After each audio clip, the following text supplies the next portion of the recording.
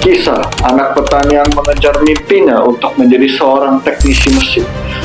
Bahkan dia sudah kehilangan ibunya dan putus sekolah sejak dia SMP. Tetapi dia memilih untuk mengadu nasibnya untuk pergi ke kota sebatang kara. Dan akhirnya dia berhasil menjadi seorang teknisi mesin terhebat di dunia. Bahkan menjadi orang yang sangat kaya raya pada masanya. Inilah kisah Henry Ford. Oke, ini adalah kisah Henry kecil. Dia sudah terobsesi dengan mesin bahkan sejak umurnya masih 12 tahun.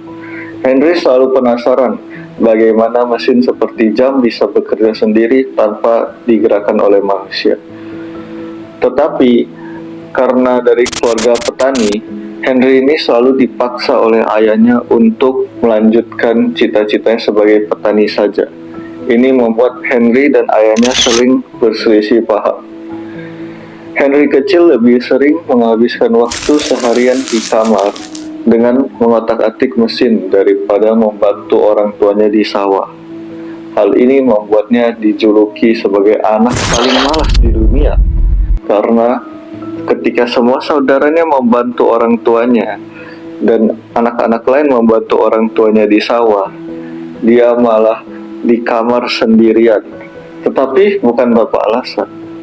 Dia di kamar itu belajar membongkar mesin yang ada di rumahnya, seperti jam dinding dan peralatan sawah milik ayahnya, dan belajar memasangnya kembali. Hingga pada usia yang ke-13, ayahnya memberikan dia jam saku. Karena mempunyai rasa penasaran terhadap jam tersebut, dia pun langsung membongkarnya dan belajar untuk memasangnya kembali. Dia mencobanya hingga dia bisa melakukannya. Keahlian itu lalu membuahkan hasil, karena akhirnya banyak sekali orang yang menyuruh dia untuk memperbaiki jam saku yang rusak dan mendapatkan uang dari situ. Beberapa bulan setelahnya, Henry dan ayahnya pun berpergian ke kota Detroit. Dan di sana Henry melihat betapa kerennya mesin traktor yang ditenagai oleh uap. Ini langsung membuat dia terpesona karena mesin tersebut bisa digerakkan tanpa adanya kuda sama sekali. Hal ini membuat dia langsung bermimpi untuk menjadi teknisi mesin yang bisa membuat mesin seperti itu. Bukan hanya teknisi mesin biasa. Angan-angannya yang begitu indah membuat dia semakin yakin terhadap cita-citanya. Namun, beberapa saat kemudian, ada sebuah tragedi yang menimpanya. Ibu yang sangat dia sayangi telah meninggal dunia. Hal ini membuat dia semakin tidak betah lagi berada di rumah. Ini karena ketika dia berada di rumah, Henry memang tidak begitu dekat dengan ayahnya. Belum lagi ketika dia melihat ladang sawah, dia selalu terbayang-bayang akan ibunya. Ini membuat dia semakin sedih. Walaupun sudah terlihat berbakat sekali dengan hal mesin, pada usia yang ke-15 tahun, Henry membuat mesin kicir air, mesin uap kecil. Tetapi ayahnya tetap tidak peduli. Ayahnya tetap memaksakan dia untuk menjadi seorang petani. Dan ada satu hal yang lebih dia benci daripada bertani, yaitu pergi ke sekolah. Henry itu selalu menganggap pergi ke sekolah hanyalah tempat untuk membuang-buang waktunya. Belum lagi Henry semakin sering berselisih dengan ayahnya ketika ibunya sudah tiada. Sehingga pada usia yang ke-16 tahun, Henry pun memutuskan untuk meninggalkan rumah dan tidak melanjutkan sekolahnya lagi. Semua itu dia lakukan untuk menggapai cita-cita yang dia inginkan dengan cara merantau ke kota Detroit agar dapat menjadi teknisi mesin di sana. Ketika merantau ke kota Detroit, dia mendapatkan sebuah pekerjaan. Tetapi baru 6 hari bekerja di sana, dia sudah dipecat. Hal ini membuat dia frustasi dan menjadi pengangguran di sana. Meskipun kecewa dengan anaknya, tetapi ayahnya tetap membantunya untuk mencari pekerjaan. Tiba-tiba datanglah kabar baik dari temannya yang membutuhkan seorang pekerja di bengkelnya. Akhirnya Henry direkrut olehnya. Walaupun sudah mendapatkan pekerjaan tersebut, tetapi pendapatannya kurang untuk membayar biaya sewa di kota tersebut. Hal ini pun membuat Henry mencari pekerjaan tambahan untuk di shift malamnya. Dia mendapatkan pekerjaan di malam hari sebagai tukang reparasi jam. Walaupun sangat sibuk, Henry tetap ingin belajar lebih banyak lagi tentang mesin. Dia menggunakan kesempatan itu untuk mencoba segala peralatan yang ada di sana. Mesin yang ada di bengkel dan juga yang ada di tempat reparasi, tetapi dia lakukan ketika memiliki waktu yang luang. Setelah 1 tahun bekerja di sana, akhirnya Henry Ford pun bisa membuat mesin bensinnya sendiri. Walaupun mesin tersebut hanya bisa hidup dalam waktu 1 menit dan masih sangat sederhana, tetapi ini sudah harapan besar baginya untuk membuat sebuah mobil. Selama 3 tahun, Henry Ford pun bereksperimen membuat sebuah mobil. Akhirnya, mobil tersebut jadi menggunakan 2 buah sepeda dan barang-barang bekas dari pabrik. Mobil tersebut dijuluki Quadricycle. Ternyata mobil itu adalah mobil tercepat pada masanya yang mampu melaju 20 km per jam. Tetapi Henry Ford menjual mobil itu dengan harga $200, menggunakan uang itu untuk membuat mobil yang lebih cepat, lebih besar, dan lebih nyaman dikendarai. Karena pada zaman tersebut belum ada pabrik, maka Henry Ford membuat mobilnya dengan manual, menggunakan kerajinan tangan. Maka satu mobil membutuhkan 3 tahun untuk jadi. Henry Ford tiba-tiba membuat perusahaannya pada tahun 1899 dengan mendekati pengusaha kaya raya. Dia mengajak pengusaha tersebut untuk mencoba menaiki mobil miliknya. Alhasil 12 investor tertarik menanamkan modal sebesar $15.000. Maka terciptalah Detroit Automotive Company. Tetapi konflik perusahaan pun terjadi ketika perbedaan pendapat antara Henry Ford dan juga investor. Ini karena Henry Ford melihat mobil pada masa itu adalah benda yang sangat mahal dan hanya orang kaya yang bisa mempunyai mobil. Maka dari itu, Henry Ford bercita-cita membuat mobil yang super terjangkau dan kualitasnya bagus. Tetapi pendapat investor berbeda. Mereka menyuruh Henry Ford membuat mobil yang kualitasnya ala kadarnya dan mematok harga yang setinggi mungkin. Dan masalah pun muncul kembali karena tidak ada pemasok utama di perusahaan tersebut, sehingga membuat terlalu banyak pemasok yang mengakibatkan perusahaan tersebut sangat bergantung kepada banyak pemasok untuk membuat sebuah mobil. Setelah berdiri 2 tahun, akhirnya perusahaan tersebut pun dibubarkan. Setelah perusahaan tersebut dibubarkan, Henry Ford memiliki banyak sekali waktu luang. Melihat ajang balapan di Amerika yang sangat digemari, dia pun ingin membuat sebuah mobil balap. Dia pun memiliki ide yang sangat cemerlang dalam membuat mobil balap. Pada masa itu semua orang membuat mobil balap dengan menaikkan tenaga mesinnya, sedangkan Henry Ford memiliki cara yang berbeda.